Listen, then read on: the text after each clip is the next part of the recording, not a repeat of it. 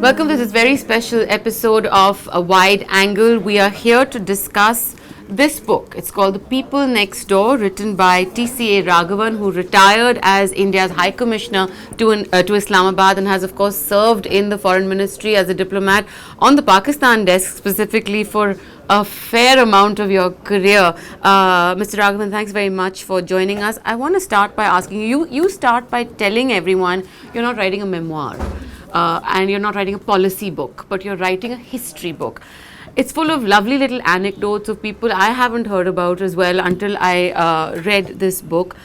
Why is it that you have chosen to retell the history of India and Pakistan at this stage? Well, something which is important for us, the history of that must be retold constantly. And the median age of India is now 28 or 29. Which would mean that things which happened in my career span would appear to be ancient history to many of these less than 28 or 29s. So my idea was to tell this otherwise familiar history to people of our generation, for others who may not know all the details, and also to put it across in an accessible way. I think the theme of your book, from what I have understood, a lot of it talks about this sense of, having been born or cut from the same cloth, in a manner of speaking. Partition created these two entities.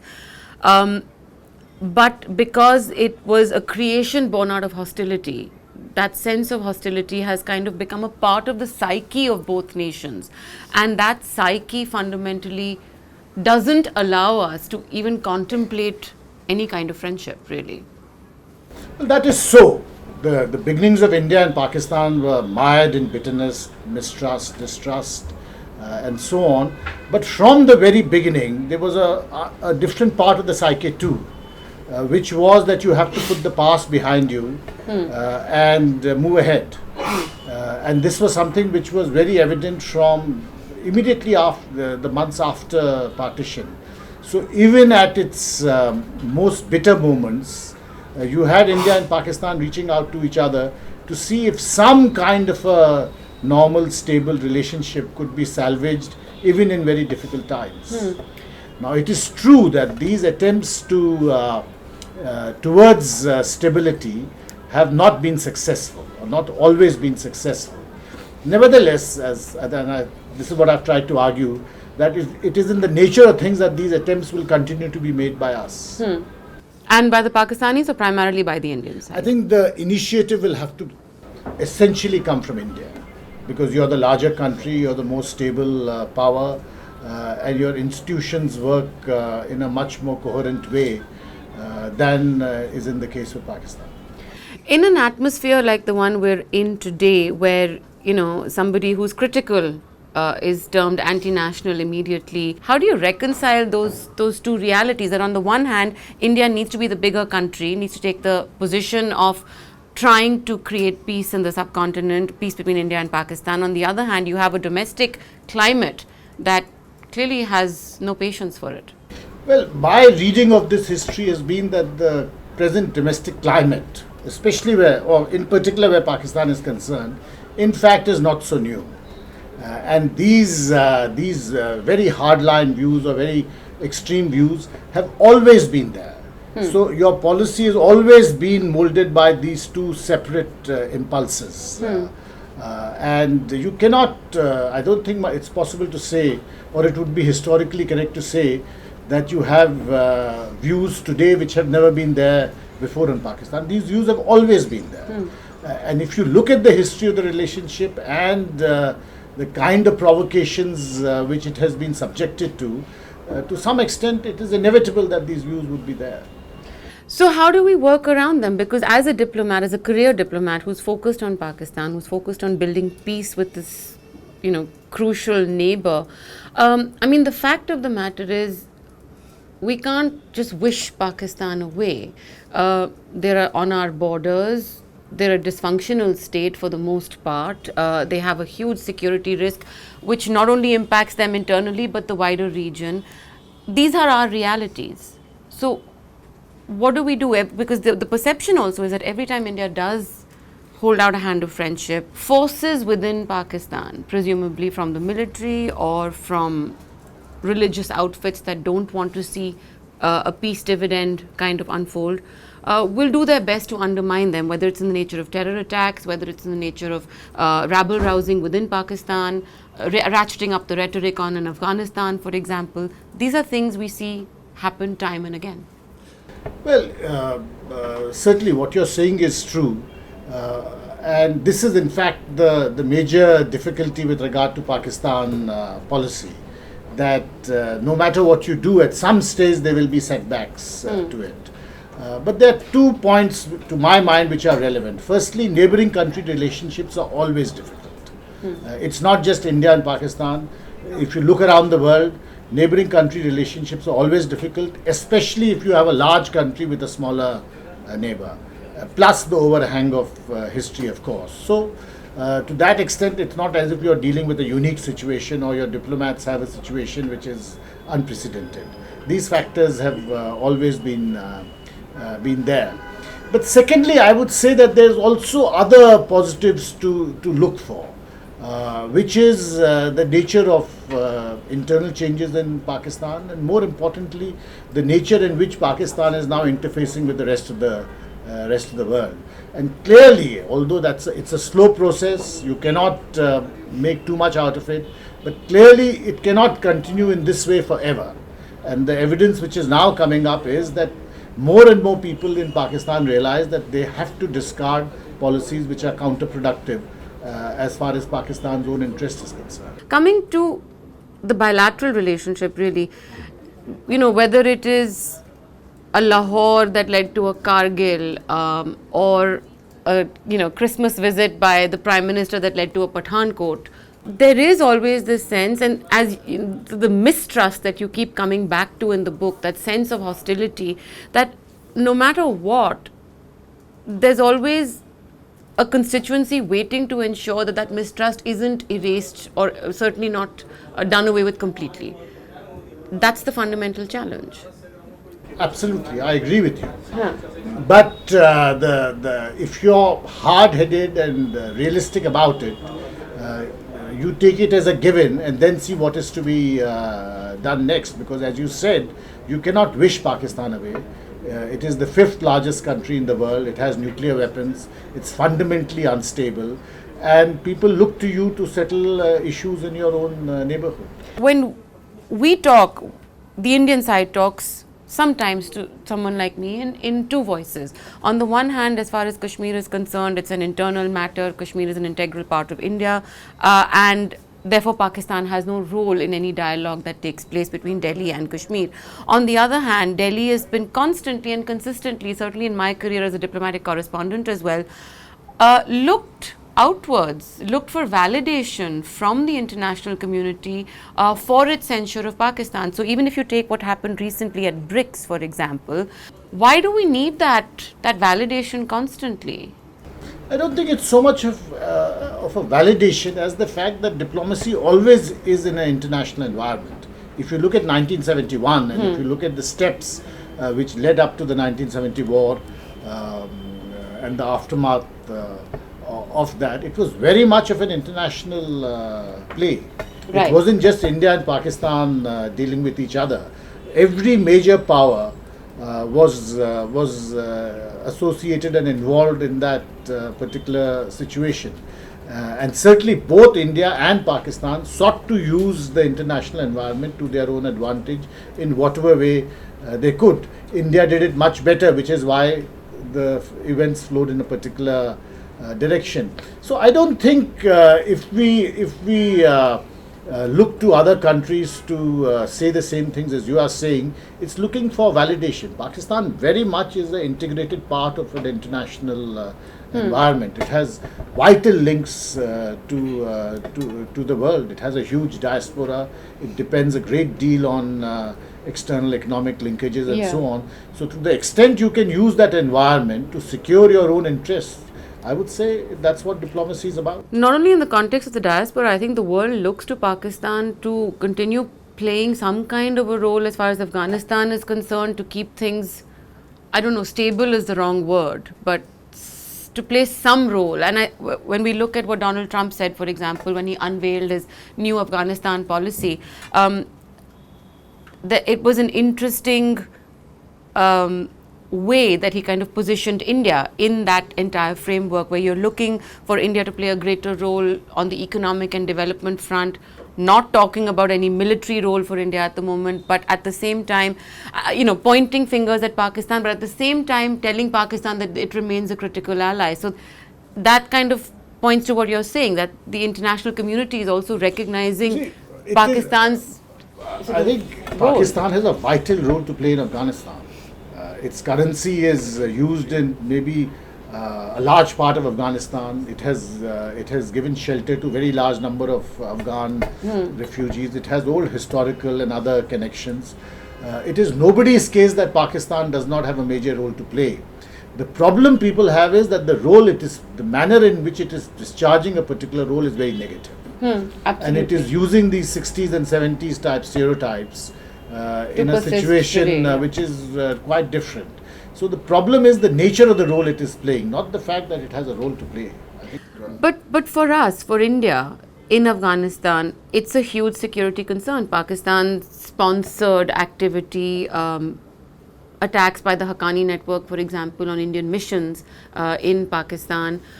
These are serious security concerns for India. So when you have a US president point to the Afghan policy and say India needs to play a greater role, how will India calibrate that greater role vis-a-vis security, vis-a-vis diplomacy, vis-a-vis the need for some kind of a policy in the neighborhood? I think more than what President Trump says, there's a sense of, my sense is that there is a greater sense of expectation in Afghanistan that India should do more. And it is possibly because at the ground level people have invested a great deal in their relationship with India. Now, what exactly can you do in the absence of proximity and direct links is more difficult to say. But I would think that there is a lot you can do in the economic and social side. And although you have done a great deal, there are still large areas where you can play a very active role. How will that be taken in Pakistan is a different question. And certainly I would say that given the current climate in Pakistan, it will be taken very negatively. And it will be seen as the world ganging up against Pakistan and Indians using the Afghan card. Because there was a huge backlash in Pakistan against Trump's announcements. Absolutely. But that is precisely the mindset which has to be, which Pakistan has to correct. And really, in my reading of Pakistan's history is that there is no external power which can bring about that correction. It's something which they themselves have to do. But coming back to India's role and India's position in the region, the fact of the matter is, do you think right now we have a policy towards Pakistan? And if so, what is it? Well, right now, if you're talking about this precise moment, given the internal turmoil in Pakistan, you cannot construct a policy in this environment. You have to see what is going to happen in Pakistan in the next 6-8 months and then possibly think of what kind of policy to have. But you see, in my experience, internally consistent, coherent policy which you can put out in the public domain and say this is our Pakistan policy has never existed in India. And by its very nature, given the challenges you will never have something of that kind. It will be a much more contingent and much more contingent process which is driven a great deal by political initiative. And yet, in the last few years, in the last 2 years, we've seen a significant, in my view, a significant shift. I don't know, you can correct me if I'm wrong. When you had, for example, Foreign Secretary talks called off because the Pakistani High Commissioner was potentially going to meet the Hurriyat, and the Foreign Secretary was going to be meeting the Hurriyat. These are things that have happened in the past. Musharraf came, we laid out the red carpet for Pervez Musharraf in 2001. He had a dinner with the Hurriyat. He had a press conference that you refer to in your book that sort of ruffled many feathers in Delhi at that time, in Agra at that time. But was it enough motivation to actually call off these talks, because that set in motion a cycle of events from where rolling back is something that's looking difficult. One of the reasons which I found which I found of great interest while writing the book is that how often such episodes have occurred. Right. So, and then you realize that whether a particular set of talks takes place or not is really more tactical in nature. It doesn't add up to a huge big deal. A similar foreign secretary level engagement had been called off in 1981 because the Pakistani ambassador to the UN made some references to Kashmir, which Prime Minister Indira Gandhi took great exception to. And for 4 or 5 months those talks didn't resume, but then they resumed thereafter. So while the foreign secretary level talks were called off, the Indian foreign secretary was in Islamabad 4 or 5 months later. So I would say we shouldn't give too much importance to tactical shifts, because these are often to convey a message which is considered important at that particular point of time. And the more important issue is the willingness to engage on both sides. And certainly there was a great willingness to engage on part of Prime Minister Nawaz Sharif. It's a different matter that he could not put all the pieces in place Domestically for him. But that was really, I would say, those circumstances, you'll never have a situation which is totally in your control while dealing with Pakistan. There'll always be bits which are not clear, messy. But certainly the initiative has to be taken. So on the one hand, you say these are moments that India and Pakistan relations have seen in the past. So they're tactical. They're not really any great shifts in policy. On the other hand, you have a situation where Delhi's policy vis-a-vis Kashmir has been mired in violence and controversy now for the last year at least. This is all, in a sense, a vacuum that Pakistan easily fills when there is this tension in the valley as well. How do we manage this situation? Delhi needs to actually find a way to manage what's going on in Kashmir vis-a-vis the fact that there's been no engagement with Pakistan. These are real security concerns for India. Well, it's a chicken and egg situation slightly. If there is great unrest in the valley, it makes it very difficult to deal with Pakistan simultaneously. At the same time, if you have a dialogue going with Pakistan, it does make your life slightly easier in dealing with one section of opinion in Kashmir. But the question is, how do you manage both together? Again, I would say it's not something you can take a view on, because there is no clear magic bullet or silver bullet to these issues. I feel that the BJP PDP alliance in J&K, when it came into being, was seen by many in Pakistan as a strategic setback for them, and that they would do what they could to weaken that alliance. And certainly that effort has been made since 2014. And the onus is on us that has to how do you counter that particular effort.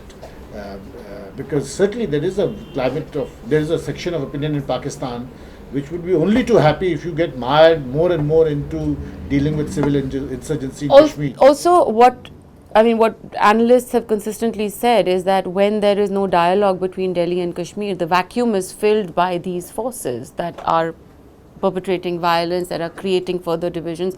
The Home Minister has talked about creating heaven, Jannat in Kashmir once again, but is there a policy as to how that can be achieved? I think in the present juncture, we have to address Jammu and Kashmir directly without bringing in the Pakistan factor, because the Pakistan factor, there's going to be no clarity in it for the next 8 to 10 months. And therefore, those next 8 to 10 months provide an opportunity for you to do certain things which you should be doing in any case, which is reaching out to those sections which appear disaffected or which are disaffected, and trying to see as to how you can strengthen the government in J&K at the moment. Right, and on the Pakistan front, as you said, if there is turmoil in Pakistan on the domestic front, with the court ruling against Nawaz Sharif, with the tensions within the military and the democratic civilian government as well.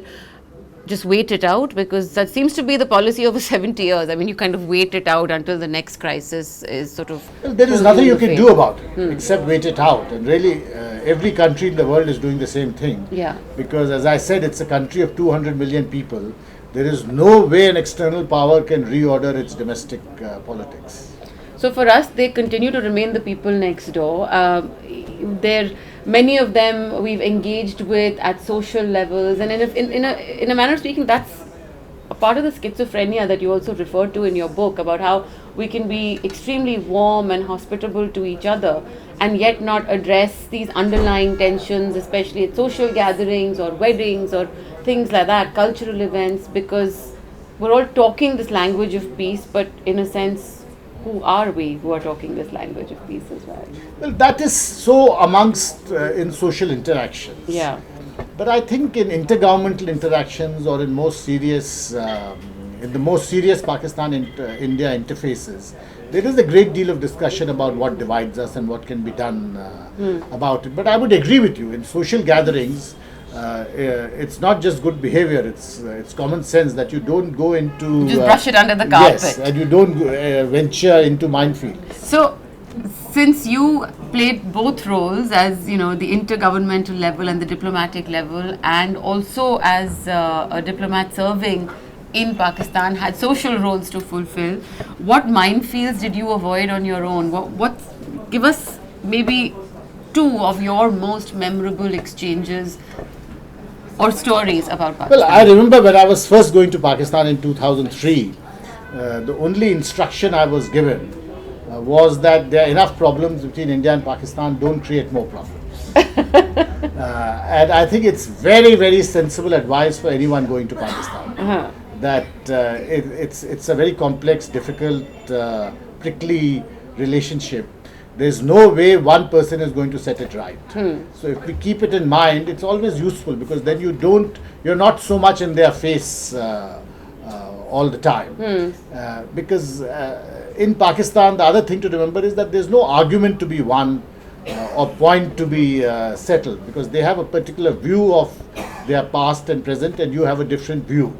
Right. The only question is what kind of arrangements and what kind of deal and what kind of understanding can you reach despite those differences.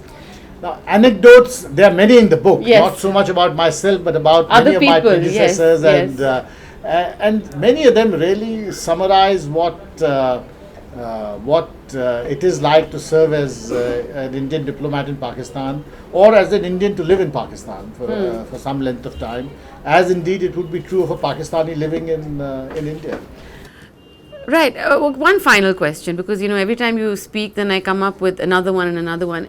In your career span of having handled the relationship with Pakistan, what are the lowest points you've seen, and is the current sort of lack of communication one of them?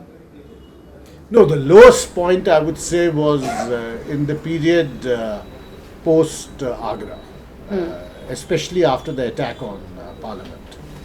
And the present environment is nowhere near bad as it was at that time.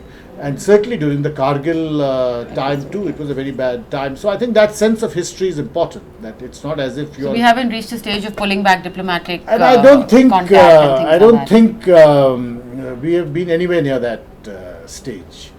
Certainly the public rhetoric has been high, but that has been the case at many times in the past. And the lessons of the past are always what will guide us into the future as well. I think that's one of the takeaways from this book. Well, I don't think we should be bound by the past. Bound by the lessons. But it's useful to know the past, yes. Absolutely. Thanks a lot, TCA Raghavan, for joining us on Wide Angle. Thank you so very much.